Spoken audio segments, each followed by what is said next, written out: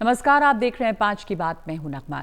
लोकसभा चुनाव के ठीक पहले बिहार की राजनीति में एक तूफान आया। विपक्षी दलों को एक साथ लाने की कोशिश करने वाले नीतीश कुमार खुद ही सबसे पहले इस गठबंधन को छोड़कर निकल गए और अब वापस एनडीए के साथ हैं। विपक्ष का ये इंडिया गठबंधन बिखर रहा है। ममता ने बंगाल का चुनाव अकेले ही लड़ने का ऐलान कर दिया और उधर पंजाब में आम आदमी पार्टी भी अकेले चुनाव लड़ने जा रही है। तो बिहार में कल नई सरकार बनी, लेकिन मुख्यमंत्री वही रहे 9वीं बार नीतीश कुमार। 8 अन्य मंत्रियों ने साथ में शपथ ली, जिनमें 2 उप मुख्यमंत्री बने हैं। शपथ लेने के बाद नीतीश कुमार ने कहा कि अब इधर उधर जाने का सवाल ही नहीं, जहां थे फिर वहीं आ गए। तेजस्वी यादव ने कहा कि नीतीश कुमार को जनता जवाब देगी। आरजेडी ये कह रही है कि ये लोगों के भरोसे की हत्या है। हम तो नहीं गए थे ना आपके पास, मैं तो साक्षी हूं। आप चल के आए थे पैदल। आपने कहा था मेरी पटिया तोड़ने की कोशिश कर रहा है। वो तो लालू जी को लगा कि यार कभी ना कभी तो ये हमारे साथ ही थे, इनकी पार्टी, इनको खत्म करने की कोशिश हो रही है तो इनको मदद की जाए। तेजस्वी जी ने तो यहां तक कहा था कि हम बाहर से समर्थन देंगे, आपको प्रोटेक्ट करेंगे बीजेपी से। तो भरोसे का अगर पूरे देश में हत्या हुई है ना कहीं नीतीश कुमार जी जब आईने के सामने कंघी करने के लिए वगैरह जाएंगे, उन्हें कष्ट होगा। मैं जानता हूं ना, उन्हें कष्ट होगा। केसी त्यागी का कहना है कि गठबंधन जो है, यानी कि विपक्ष का गठबंधन, इंडिया गठबंधन, इसका निकट भविष्य में तो कोई भविष्य नहीं है।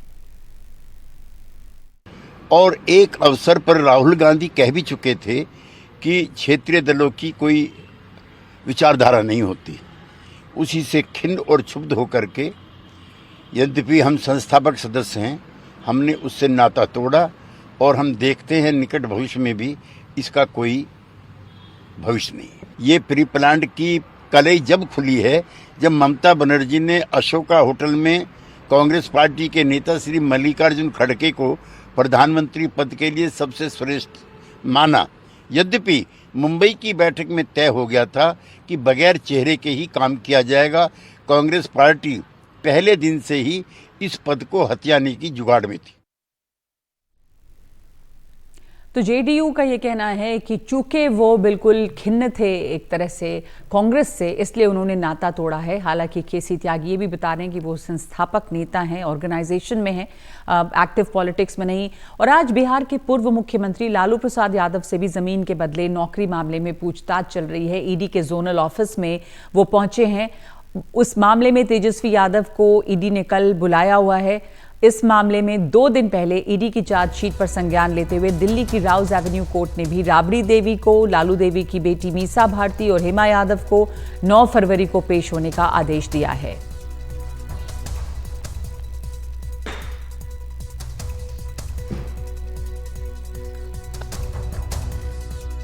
आप जिस तरह से देख रहे हैं कि कल सरकार गई है और आज उनको बुलाया गया है पूछताछ के लिए। और पूरे देश के लोग और स्पेशली बिहार के लोग, सब लोग जानते हैं कि लालू जी की तबीयत ठीक नहीं है, किडनी ट्रांसप्लांट हुआ है, बहुत सारी बीमारियों से ग्रसित हैं। और सबसे बड़ा तो एज फैक्टर है, उनको उठने बैठने में भी प्रॉब्लम होती है, किसी की हेल्प की जरूरत होती है। आप सब लोग देख रहे हैं कि किस तरह से कल घटनाक्रम रहा और आज से ये एजेंसियों का स्टार्ट हो गया है, तो इस पर कोई कमेंट नहीं।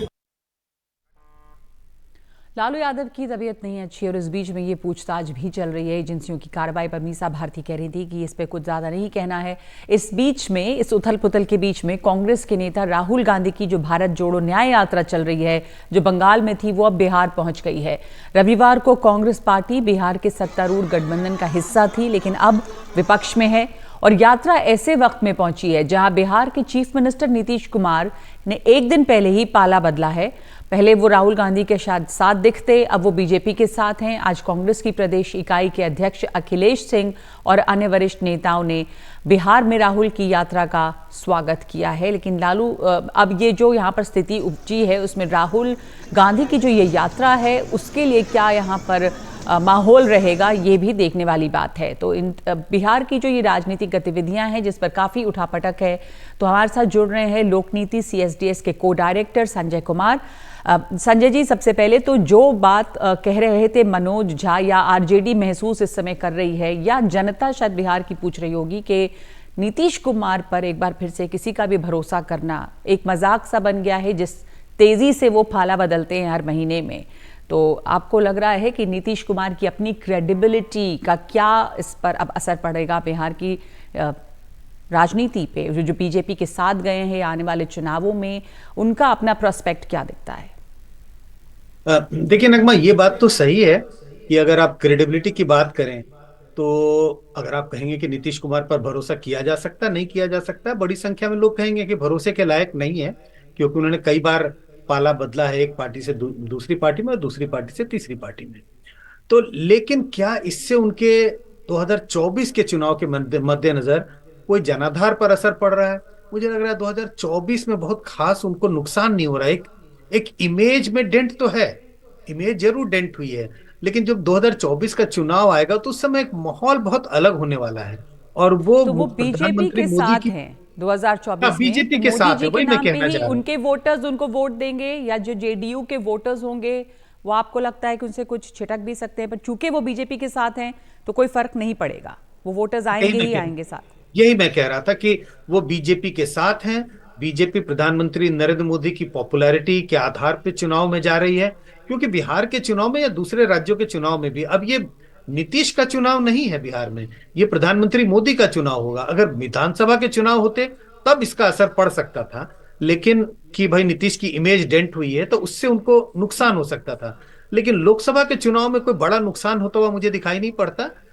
लोअर ओबीसी और उनकी जाति के जो वोटर हैं वो सब गोलबंद होंगे, क्योंकि अगर आप इस गठबंधन को देखें, एनडीए गठबंधन को, तमाम पार्टियां इनके साथ हैं। दलित पार्टियां जो हैं बिहार की वो इनके साथ हैं। अगर आप ओबीसी के तमाम पार्टियों को देखें तो सिर्फ आरजेडी को छोड़ के, जिनके पास कोर वोटर यादव वोटरों का है, अगर आप कुर्मी समुदाय को देख लें, कोयरी को देख लें, लोअर ओबीसी पार्टियों में जिनकी पैठ है, पार्टी की जिनकी पैठ है, सब एक तरफ गोलबंद है। तो बहुत नुकसान, इलेक्टोरली कोई नुकसान मुझे होता हुआ दिखाई नहीं पड़ता नीतीश। ठीक है संजय जी, एक बात और इसमें अब है कि इसी मौके पे वहां राहुल गांधी की यात्रा भी पहुंच गई है। बंगाल में वो गए, वहां पर भी हालात ठीक नहीं थे। ममता बनर्जी ने तभी ऐलान कर दिया कि वो अकेले चुनाव लड़ेंगी। अब ये बिहार में पहुंचे तो जो इनके साथ दल थे वो अब खिलाफ खड़े हैं, सरकार में वो फिर भी हैं, ये विपक्ष में हैं। राहुल गांधी के लिए कितनी कैसी स्थिति है वहां पर, और गठबंधन का भविष्य निकट भविष्य में क्या दिख रहा है? देखिए, यात्रा के दृष्टिकोण से तो कोई फर्क नहीं है, क्योंकि ये यात्रा कांग्रेस की यात्रा, ये एनडीए की यात्रा, इंडिया गठबंधन की यात्रा तो वैसे भी नहीं थी। अगर इंडिया गठबंधन की यात्रा होती तो जरूर यात्रा पर असर पड़ता, लेकिन यात्रा में नीतीश कुमार ना तो पहले शामिल होने वाले थे ना अब शामिल होंगे। अब नहीं शामिल होने की और भी वजह है, क्योंकि उन्होंने पाला बदल लिया है। अब सवाल है गठबंधन का भविष्य क्या होगा। निश्चित रूप से नीतीश कुमार जब इंडिया गठबंधन के साथ थे तो बिहार में इंडिया गठबंधन बहुत मजबूत दिखाई पड़ रही थी। अब उन्होंने अपना पाला बदला है, एनडीए के साथ गए हैं। तो कॉम्बिनेशन हर किसी भी नजरिए से देखें, सारे कॉम्बिनेशन ये बताते हैं कि एनडीए बहुत बिहार में बहुत ही मजबूत स्थिति में है और इंडिया गठबंधन काफी कमजोर होता हुआ बिहार में दिखाई पड़ रहा है। इंडिया गठबंधन बल्कि जैसे पंजाब में दिख रहा है, जैसे बंगाल में दिख रहा है, तो बिहार में तो ही बाकी जगह में भी इसका इस समय जो भविष्य है या 2024 के मद्देनजर वो कमजोर, हर दिन कमजोर पड़ता जा रहा है। बंगाल और पंजाब से बिहार की स्थिति को अभी कंपेयर नहीं कर सकते। बंगाल में भले ही ममता बनर्जी और कांग्रेस का गठबंधन नहीं हुआ, या पंजाब में यूं कहें कि आम आदमी पार्टी ने 13 सीटों पर अकेले चुनाव लड़ने का निर्णय लिया, लेकिन फिर भी इंडिया अलायंस, अगर उसको हम अलायंस मानते हैं, वो बहुत मजबूत है। वो बीजेपी को करारी टक्कर देगी। पंजाब में तो बीजेपी की प्रेजेंस बहुत कम है। बंगाल में भी ममता बनर्जी अगर अकेले चुनाव लड़ रही हैं, गठबंधन के साथ चुनाव भी लड़े, जैसे भी चुनाव लड़े, बीजेपी के लिए कड़ी चुनौती होगी। लेकिन बिहार की स्थिति बदल गई है। बिहार में नीतीश कुमार के शिफ्ट करने से इंडिया गठबंधन काफी कमजोर होता हुआ दिखाई पड़ता है। जैसी वैसी स्थिति बंगाल या पंजाब में नहीं दिखाई पड़ती। और साथ साथ लालू यादव की भी पूछताछ चल रही है यहाँ पे ईडी में, और जो ऑपोजिशन लीडर्स हैं इस समय वो और भी कमजोर होते चले जा रहे हैं, जैसे आरजेडी की स्थिति अगर आप देखें। हाँ, नहीं, ऐसा लगता है कि शायद इससे परसेप्शन पर फर्क नहीं पड़ेगा, लेकिन अब परसेप्शन पे क्या फर्क पड़ेगा। आप अगर लालू यादव की बात करें, आरजेडी की बात करें, तो एक्चुअली ये ऐसा मुकाम है भारत की राजनीति में जहां वोटर बड़े बटे हुए हैं। ऐसे वोटर जो लालू यादव या आरजेडी को नहीं पसंद करते, वोट नहीं देते, वो तो ये मानते हैं कि ये परिवार, ये सरकार, लालू यादव की सरकार भ्रष्टाचार में लिप्त रही है। तो चाहे ईडी में एक बार पेशी हो या 10 बार पेशी हो, वो यही कहेंगे ये तो होना ही था क्योंकि सरकार भ्रष्ट रही है, परिवार भ्रष्ट रहा है। लेकिन जो उनके जी। समर्थक हैं, जो उनके कोर सपोर्टर हैं, वो ये कहेंगे सरकार अन्याय कर रही है। देखिए सरकार गई, राज्य में सरकार गई और केंद्र सरकार हावी हो रही है। तो वोटरों के नजरिए बहुत बदलने वाले नहीं है इससे, क्योंकि वोटर बहुत बटे हुए दिखाई पड़ते हैं। जी, तो ये बहुत दिलचस्प बात है कि जो भी घटनाक्रम हुआ है उससे वोटर्स बहुत ज़्यादा, या वोटर्स का परसेप्शन जो है वो बहुत ज़्यादा बदलेगा नहीं। वोटर्स पहले से ही काफ़ी बटे हैं। धन्यवाद आपका संजय जी हमारे साथ जुड़ने के लिए। बिहार की स्थिति यकीनन बदल गई है और बिहार में जो इंडिया गठबंधन है उसके लिए बहुत चीज़ें बदल गई हैं, तस्वीर जो है वो पलट गई है। तो एक ब्रेक ले रहे हैं 5 की बात में। ब्रेक के बाद हमारे साथ ज़रूर जुड़िए। माँ बाप के लिए बच्ची की आखिरी चिट्ठी से सिहर उठेंगे आप। किस काम का ऐसा जेईई, दिखाएंगे आपको बच्चों पर बढ़ता ये दबाव। एक ब्रेक के बाद।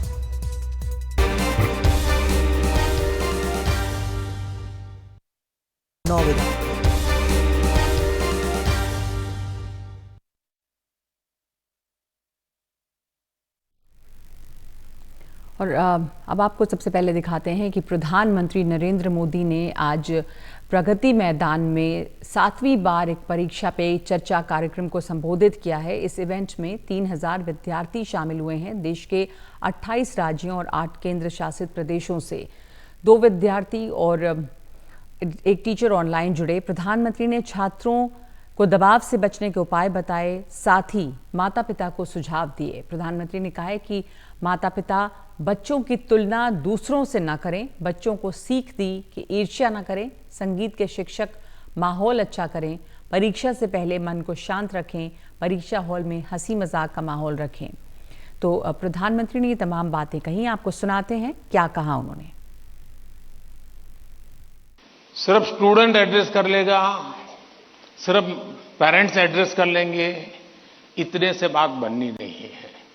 और मैं मानता हूं कि ये लगातार परिवारों में भी बातचीत होती रहनी चाहिए। हर परिवार ऐसी स्थितियों में कैसे हैंडल करता है उसकी चर्चाएं होनी चाहिए। उसकी एक सिस्टमेटिक थियरी के बजाय हमने धीरे धीरे चीजों को इवॉल्व करना चाहिए। अगर ये इवॉल्व करते हैं तो मुझे पक्का विश्वास है कि हम इन चीजों से बाहर निकल के आते हैं। परीक्षा में घबराहट का कभी कारण ये होता है, कभी लगता है समय कम पड़ गया, कभी लगता है कि अच्छा होता मैं वो क्वेश्चन पहले कर लेता। तो इसका उपाय ये है, पहले एक बार पूरा क्वेश्चन पेपर पढ़ लीजिए, फिर मन से तय कीजिए कि किस आंसर में कितना मिनट मोटा मोटा मेरा जाएगा और उसी प्रकार से अपना समय तय कर लीजिए। अब खाना खाते हैं, आप खाने के लिए बैठते हैं तो घड़ी देख करके थोड़े खाते, भाई 20 मिनट में खाना खाना है। तो खाते खाते आदत हो ही जाती है, हाँ भैया इतने में 20 मिनट भी हो गया और खाना भी हो गया। इसके लिए कोई घड़ी और कोई बेल थोड़ा बचता है कि चलो अब खाना शुरू करो, अब खाना बंद करो, ऐसा तो होता नहीं है। तो प्रधानमंत्री ने बच्चों को ये सीख दी कि किस तरह से एग्जाम को मैनेज करें, तनाव मुक्त रहें। लेकिन इस बीच में एक खबर आई है बहुत ही अफसोसनाक, एक बार फिर से कोटा से, कि एक और छात्रा ने वहां पे खुदकुशी कर ली है। और ये छात्रा भी जेईई मेंस परीक्षा की तैयारी कर रही थी। छात्रा की परीक्षा 31 जनवरी को होनी थी और ये बताया जा रहा है कि उसने डिप्रेशन में, अवसाद में आकर ये कदम उठाया है। एक कथित तौर पे एक सुसाइड नोट मिला है जो कि छात्रा ने लिखा है और उसमें जो लिखा हुआ है वो बिल्कुल किसी को भी परेशान कर देगा। उसमें ये लिखा है कि मम्मी पापा मैं जेईई नहीं कर सकती इसलिए खुदकुशी कर रही हूँ, मैं लूज़र हूँ, मैं सबसे ख़राब बेटी हूँ, सॉरी मम्मी पापा। यही आखिरी विकल्प है। यानी कि इस बच्ची के पास इसके आगे कोई विकल्प मौजूद नहीं था, कम से कम उसे ऐसा लगता नहीं था। सूचना के बाद पुलिस मौके पे पहुंची और शव को कब्जे में लेकर जांच में जुट गई है। इस साल कोटा में ये जनवरी का ही महीना चल रहा है, लेकिन खुदकुशी का ये दूसरा मामला है। तो बार बार इस पर हम ये चर्चा करते हैं कि आखिर ये क्यों हो रहा है, और चूंकि कोटा कोचिंग हब है इसलिए बार बार वहाँ से इस तरह की खबरें आती हैं और बहुत ही हाई प्रेशर इम्तिहान के लिए वहाँ पे बच्चे तैयारी करने के लिए जाते हैं तो खबरें वहाँ से भी ज़्यादा आती हैं। लेकिन ये सवाल उठता है कि जिस तरह की तैयारी बच्चे कर रहे हैं, जो इम्तिहान बच्चे दे रहे हैं, या उन्हें लगता है कि कोई विकल्प नहीं बचा है, तो ऐसी पढ़ाई का, इस तरह के इम्तिहान का क्या फ़ायदा जो जानलेवा साबित हो। प्रोफेसर लतिका गुप्ता हमारे साथ हैं, शिक्षाविद, और डॉक्टर अनिरुद्ध नारायण मलपानी जो याचिकाकर्ता हैं इस मामले में। डॉक्टर अनिरुद्ध, इस बच्ची की जब चिट्ठी दिखती है जो शायद उसने लिखी है जैसा बताया जा रहा है, जिसमें ये लिखा है कि आई एम अ लूज़र, मैं बहुत ख़राब बेटी हूँ, सॉरी मम्मी पापा, तो किस तरह का दबाव दिखाता है ये बच्ची पे, इतना अफसोसनाक है, सिहर उठता है कोई भी इंसान। आप इसको लेकर लगातार लड़ाई लड़ते रहे हैं, मैं आपकी प्रतिक्रिया इस पर पहले जानना चाहूँगी, आप क्या कहना चाहेंगे? मेरी भी 2 बेटियां हैं, अभी बड़ी हो गई है, लेकिन मैं तो यही सोचूंगा कि कल वो मेरी भी बेटी हो सकती, और बेचारे माँ बाप के ऊपर क्या बीतती होगी। अपन इतने कितने होप से अपने बच्चे को बड़ा करते हैं, पैसा खर्च करते हैं, सिखाते हैं उनको, और उनकी तरक्की हो इसके लिए कोचिंग क्लासेस के लिए भेजते हैं, और फिर बच्ची घर आने के बजाय उसकी लाश आती है। शर्म की बात है, अपने सिस्टम, अपने एजुकेशन सिस्टम के ऊपर शर्म की बात है। और आज ये लड़की थी, कल कोई दूसरे की लड़की होने वाली, कल तीसरे की होने वाली। जब तक अपन ये एक्सेप्ट नहीं करे कि अपनी एग्जाम सिस्टम इतनी अबनॉर्मल है कि वो इतना सारा, कि बच्चों के लाइफ के सबसे अच्छे साल है, उन्होंने हंसी खुशी जताने चाहिए, उसके बजाय अपन इतना प्रेशर डालते हैं कि बेचारे बच्चे खुदकुशी कर रहे हैं। मुझे तो शर्म आता है कि पर डॉक्टर अनिरुद्ध, ये जाहिर बिल्कुल शर्मनाक है, पर जो सर लिखा है कि mummy papa I can't do JEE, कर नहीं सकती मैं जेईई, मैं लूज़र हूँ, तो माँ बाप पर भी सवाल एक तरह से उठता है कि क्या हम अपने बच्चों से ऐसी उम्मीदें लगा बैठते हैं जो उनके बस में नहीं है, और उन पर बहुत दबाव होता है कि हमें अपने माता पिता के सपनों को पूरा करना है। डॉक्टर लतिका, प्रोफेसर लतिका भी हमारे साथ हैं। प्रोफेसर लतिका, ये माँ बाप के लिए भी सीख है, मैं जानती हूँ सारे माँ बाप चाहते हैं कि बच्चे अच्छा करें, पर अपनी महत्वाकांक्षाएं कहीं हम बच्चों पे डालते हैं, उसको समझना, एक चेतावनी भी देखना है कि बच्चे करना क्या चाह रहे हैं और क्या उसमें वो सलाहियत है। देखिए, मैं उस चिट्ठी को उस तरह नहीं पढ़ती जैसे आप पढ़ रही हैं। आप अगर ध्यान से 4-5 बार पढ़ें तो उस चिट्ठी में आपको ये समझ में आएगा कि जिसने खुदकुशी की है, जाते समय उसको सिर्फ माँ बाप की याद आई और उसको लगा मेरे जाने का दुख सिर्फ माँ बाप को होगा। यानी 12 साल की शिक्षा व्यवस्था में उसको कोई नहीं मिला, इतना बेगानापन रहा कि उसको लगा ही नहीं कि उसके जाने से किसी को दुख होगा। तो माँ बाप का यहाँ पे दबाव नहीं दिख रहा है, मुझे एक बेचारगी दिख रही है उसकी कि शिक्षा व्यवस्था इतनी प्रतियोगिता में अब डूब चुकी है, परीक्षा के बाद परीक्षा, परीक्षा के बाद परीक्षा किशोर दे रहा है कि वो उसको हताशा हो रही है। अब इस देश में एक बीए करना भी परीक्षा के बिना संभव नहीं है। 12वीं की परीक्षा दो, फिर सीओएट की परीक्षा दो, जेई की परीक्षा में वो इतनी ज्यादा कठिन परीक्षा है कि उसमें आने के लिए कोचिंग दो, और कोचिंग में लगातार परीक्षा दो। तो कोचिंग की परीक्षाओं में विफल होना या किसी में 2 या 1 नंबर कम रह जाने से जो मायूसी होती है, उस मायूसी के क्षण में मैं, कौन है जो मेरे लिए दुखी होगा, ऐसा क्षण शायद इस बेचारी के जिंदगी में आया होगा किशोरी की, जिसमें उसको लगा कि सिर्फ शायद माँ बाप को दुख होगा। तो मैं अपने को पैनलिस्ट से बिल्कुल सहमत हूँ कि हमें शर्म आनी चाहिए अपनी व्यवस्था पे। नहीं, व्यवस्था की तो बात ही है, बार बार ये भी बात होती है, मैं बिल्कुल समझ रही हूँ माता पिता का दुख, मैं नहीं कह रही, पर अपनी अपनी उम्मीदें हैं, बच्चों को दुख भी ये लगता है कि मेरे माँ बाप चाहते थे कि मैं ये करूँ, नहीं कर पा रही, और ये जो है कि जो एक मुश्किल वक्त है उसमें कोई और मिलता नहीं। तो ये भी प्रोफेसर लतिका बार बार बात उठी, हमने चर्चा भी इस पर बहुत की है कि काउंसलर्स होते, क्या कोई ऐसे टीचर्स होते हैं जिनसे बच्चे अपनी प्रॉब्लम्स डिस्कस कर सकते हैं, खास करके आप ऐसे ऐसे कह रही हैं प्रशासन की तरफ से। व्यवस्था एक दीमक खाए पेड़ की तरह है। आप कह रही हैं कि उसमें बल्ब लटका दो, घोंसले लगा दो, उसमें ये कर दो, उसमें प्लास्टिक की नकली बेल लगा दो, इससे कुछ नहीं होगा। परीक्षा व्यवस्था जिसमें एक किशोर की इंसानियत खत्म हो जाती है, उसको बिल्कुल एक बेगाने तरीके से बार बार उससे ड्रिल की तरह गुजारा जाता है, एक मैकेनिक ड्रिल की तरह, उसमें ये सब कहने की मेरी इच्छा ही नहीं होगी। मैं सिर्फ ये कह रही हूँ कि एक सपोर्ट सिस्टम भी नहीं होता जब बच्चे बहुत दबाव में होते हैं। आपके हिसाब से इस परीक्षा व्यवस्था में या शिक्षा व्यवस्था में सबसे बड़ी खामी जिसे आप चाहती हैं बतौर एक शिक्षाविद कि बदले, तो वो क्या चीज है? कि कुछ तो मौके ऐसे हों जो परीक्षा से कम हो, या परीक्षा एक क्षण की ना हो और थोड़ी उसमें मैं कुछ सोच समझ के लिख पाऊं, वो इतनी बेगानी ना हो कि सिर्फ कंप्यूटर मशीन पे मैं टिक टिक टिक करके पहुंच पाऊं। एक दो तीन चार मौके हों जिसमें कुछ वाक्य लिख पाऊं, सोच पाऊं, तकनीकी हो, कुछ संभली हुई हो। इतनी, जिसे एटोमाइज परीक्षा कहते हैं, एमसीक्यू का जमाने में है, कि आप एक पेज पे अगर 2000 प्रश्न भी बनाएं तो भी कम है। ऐसे में मैं कितना भी पढ़ के जाऊं, मेरे मेरे पूरे कोई प्रश्न ना कर पाने की संभावना बहुत ज्यादा है। और ऐसे में अपने आप को लूजर महसूस करना बहुतों के साथ हो रहा है। ये तो अभी महीना खत्म नहीं हुआ है, दो आ चुकी हैं, आप पिछले साल के आंकड़े देखिए।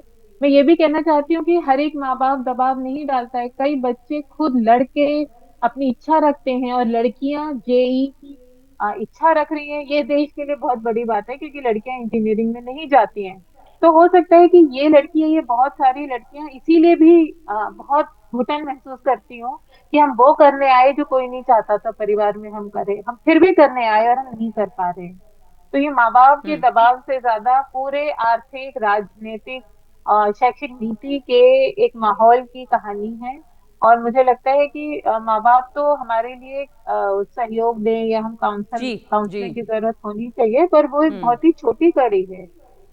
और मैडम, नहीं, आपने बिल्कुल काउंसलिंग और डॉक्टर अनिरुद्ध, आप इसमें जी बोल रहे हैं आप। काउंसलिंग और सपोर्ट की जब आप बात करती हो, तो आप 40 बच्चों को एक रूम में डालो और एक काउंसलर डालो, तो क्या काउंसलिंग होने वाली है? आप ये क्यों नहीं बोलती हो कि जो कमर्शियल कोचिंग क्लासेस है वो सिर्फ पैसा कमाना चाहती है, उनको काउंसलिंग से कोई लेना देना नहीं। और फिर बेचारा बच्चा मरता है, उसके बाद एडमिनिस्ट्रेशन उठ जाती है, फिर हम ये करेंगे वो करेंगे, लेकिन जो हालत है वो आप अंडरलाइन प्रॉब्लम जिसको रूट कॉज बोलते हो वो तो आप एड्रेस करते नहीं हो। और आप यही बोलते हो कि पेरेंट्स का फॉल्ट है, पेरेंट प्रेशर डाल रहे हैं। This is like blaming the victim.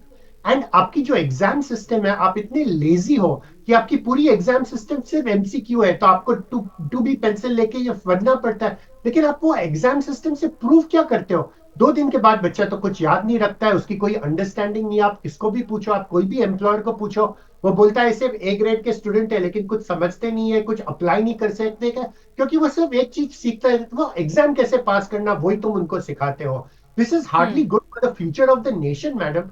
कि आईएएस ऑफिसर है, वो एग्जाम पास कर सकता है, लेकिन अगर कोई नया प्रॉब्लम आए जो ट्यूशन टीचर ने उसको सिखाया नहीं, वो कैसे सॉल्व करेगा? You need an open book exam. Open book exam का प्रॉब्लम ये होता है कि आप लायबिलिटी टीचर के ऊपर डालते हो, क्योंकि ओपन बुक एग्जाम क्रिएट करना बहुत मुश्किल है। लेकिन हकीकत में मैडम, आपने लास्ट टाइम ऐसा कैसी परीक्षा दी है जो आप गूगल के ऊपर आंसर नहीं ढूंढती हो? अगर आप गूगल के ऊपर आंसर ढूंढती हो, तो बच्चा जब परीक्षा दे रहा है, आप उसको भी क्यों वो फैसिलिटी नहीं देती हो? आप इतना आर्टिफिशियल कंडीशन क्रिएट करती हो। हजारों बच्चों को एक टाइम के ऊपर 10 मिनट के अंदर तुमको इतनी सोल्यूशन सॉल्व करनी है। This is so grossly abnormal. The tragedies है, अपन भूल रहे कि अपन इतना अबनॉर्मल है। ये जो जी नहीं, सही कहा आपने भी, प्रोफेसर लतिका ने भी, वो तो सब मान रहे हैं कि जो शिक्षा व्यवस्था है वही गड़बड़ है और उसका नतीजा दिख रहा है सामने। तो जिस पे हमने बार बार चर्चा की है इस वक्त, लेकिन इतना ही वक्त है। तो आप दोनों का धन्यवाद। पर जो आप कह रहे हैं कि शिक्षा व्यवस्था में बदलाव होना चाहिए, जिस तरह से हम इम्तिहान लेते हैं, तो ये शिक्षा मंत्रालय और जो शिक्षाविद हैं उनको भी सोचना है, सरकारों को सोचना। हालांकि हाल के दिनों में हमने देखा कि कुछ गाइडलाइंस आई हैं जो कोचिंग चल रही है उनको रेगुलेट करने की, पर उनसे इस तरह का कोई बदलाव हो जाएगा जब कोचिंग्स बेहतर हो जाएंगे, ऐसा लगता नहीं। उसमें सिर्फ ये है कि 16 साल से कम के बच्चों को कोचिंग में नहीं डालना, जो कोचिंग संस्थान हैं उन जो फीस लेते हैं उसको रेगुलेट करना, ये तमाम चीज़ें उसमें हैं। पर व्यवस्था बदलने की जो बात है वो कहीं ज़्यादा बड़ी पहल उसमें करनी होगी। 5 की बात में एक ब्रेक ले रहे हैं।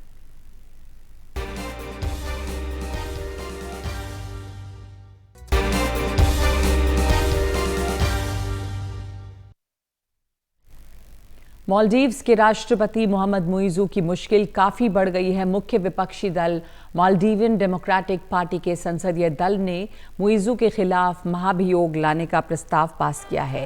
विपक्षी दल मुइज़ू के भारत विरोधी रुख से नाराज़ है। संसद में महाभियोग पास करने के लिए 2/3 सांसदों की ज़रूरत होती है। एमडीपी की संसद में बहुमत तो है, लेकिन 2/3 बहुमत है या नहीं, इस पर स्पष्टता अभी नहीं है।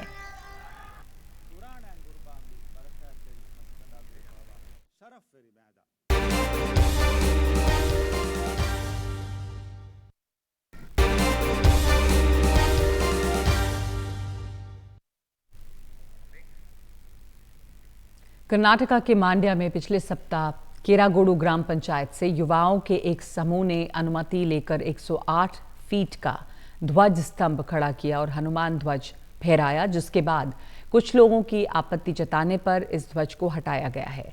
पुलिस ने मांड्या में धारा 144 लागू कर दी है और तनाव देखते हुए यहां पे भारी पुलिस बल की तैनाती है। 5 की बात में आज के लिए इतना ही। नमस्कार।